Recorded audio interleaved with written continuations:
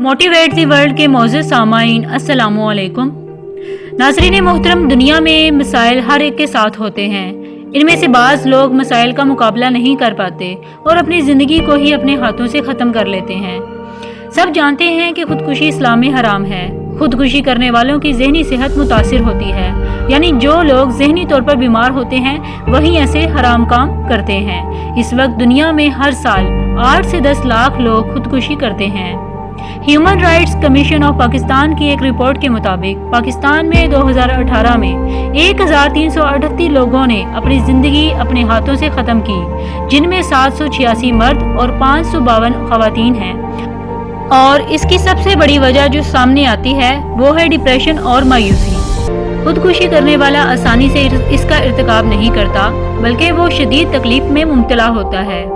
एक जायजा रिपोर्ट के मुताबिक डिप्रेशन के हर 16 मरीजों में से एक फर्द खुदकुशी करता है और खुदकुशी करने वाले 90% लोगों में ज़हनी सेहत के इशू सामने आते हैं। आलमी इदारा सेहत के मुताबिक दुनिया भर में तकरीबन 30 करोड़ से ज़ायद अफराद डिप्रेशन का शिकार हैं। आलमी सर्वे के मुताबिक हर चौथा शख्स और हर 10वां बच्चा ज़हनी सेहत के मसाइल का शिकार है।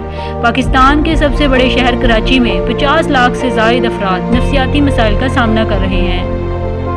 लोग सियासी और मुआशी हालात से परेशान होकर भी खुदकुशी करने पर मजबूर हैं। इसके अलावा माहौलियात की बिना पर भी अमराज बढ़ते जा रहे हैं, यानी फ़िज़ाई और ज़मीनी आलूदगी, बढ़ता हुआ शोर वगैरह। ज़्यादातर ज़हनी अमराज लड़कपन में शुरू होते हैं, क्योंकि आगाही ना होने के सबब वालिदैन और उस्ताज़ा उनके अमराज की अलामात को पहचान नहीं सकते। पाकिस्तान में टीन एज में 18 से 25 साल की उम्र वालों में खुदकुशियों में खतरनाक हद तक इजाफा हो रहा है।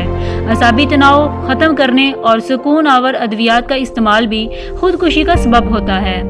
शादीशुदा औरत में खुदकुशी का रिस्क बढ़ जाता है, जबकि शादीशुदा मर्द में खुदकुशी का रिस्क कम हो जाता है। पाकिस्तान में हर 6 में से एक फर्द को ज़हनी सेहत के मसाइल का सामना है। 10 से 20 साल की उम्र के नौजवानों में घबराहट, खौफ, मायूसी, डिप्रेशन, मुनशियात की लत, गुस्सा, तशद्दुद, अदम बर्दाश्त, फहाशी और जिनसी बेरारवी, मशागल का ना होना, कैरियर के हवाले से गैर यकीनी सूरत हाल और इन जैसे हालात में ज़हनी और नफसियाती अमराज तेज़ी से बढ़ रहे हैं। याद रखिए कि ज़िंदगी एक दफ़ा मिलती है, इसे अपने हाथों से ज़ाया ना कीजिए। और इसके लिए आपको ज़हनी सेहत से मुतल्लिक गलत फहमियों को दूर करना होगा। खुदकुशी पर आमादा लोगों की काउंसलिंग करना होगी। मीडिया को भी इसमें अपना किरदार अदा करना होगा। अल्लाह रब्बुल इज़्ज़त के अहकामात और नबी पाक सल्लल्लाहु अलैहि वसल्लम के तरीकों के मुताबिक ज़िंदगी गुजारना होगी। इन तमाम कामों के ज़रिए से ज़हनी सेहत के मसाइल से बचा जा सकता है।